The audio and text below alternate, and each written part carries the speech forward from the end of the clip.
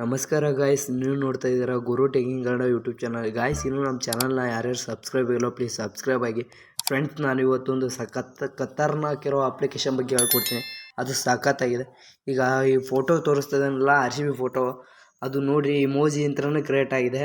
Emoji ಯಂತ್ರನೇ ಅದು develop ಆಗಿದೆ. ಆ ಥರ ಇದು ಫೋಟೋನ ನೀವು ಎಡಿಟ್ ಮಾಡ್ಕೋಬೇಕಂದ್ರೆ ಸಿಂಪಲ್ಲಾಗಿ ಒಂದೇ ಅಪ್ಲಿಕೇಶನ್ ಇದೆ. ಅದನ್ನ ಓಪನ್ ಮಾಡ್ಕೊಂಡು ಫೋಟೋ ಹಾಕಿದರೆ ಸಾಕು, ಈ ಥರ ಎಡಿಟ್ ಆಗಿ ಬರುತ್ತೆ. ಸಖತ್ತಾಗಿದೆ, ನೀವು ಯೂಸ್ ಮಾಡ್ಕೊಳ್ಳಿ. ಅದು ಮೊದಲು ಪ್ಲೇಸ್ಟೋರಲ್ಲಿ ಆ ಆ್ಯಪ್ನ ತೋರಿಸ್ತೀನಿ ನಿಮಗೆ. ಫೋಟೋ ಫ್ರೇಮ್ ಇಮೋಜಿ ಅಂತಂದು ಸರ್ಚ್ ಹೊಡೆದ್ರೆ ಇಲ್ಲಿದೆ ನೋಡಿ, ಇದೇ ಅಪ್ಲಿಕೇಶನ್. ಅದು ಸಖತ್ತಾಗಿದೆ.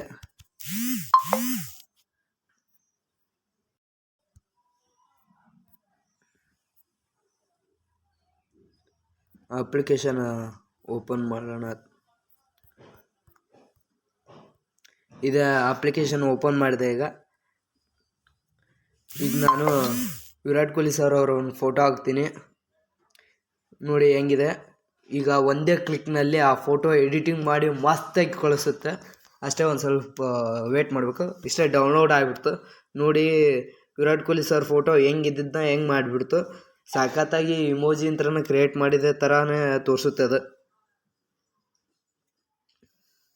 ಈಗ ಡೌನ್ಲೋಡ್ ಮಾಡ್ಕೊಂಡೀನಿ, ಈಗ ತೋರಿಸ್ತೀನಿ ನೋಡಿರಿ ನಿಮಗೆ.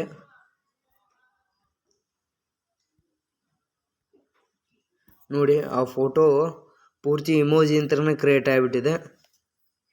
ಆ ರೀತಿ ಮಸ್ತಾಗಿದೆ ಅದು ಇಮೋಜಿ.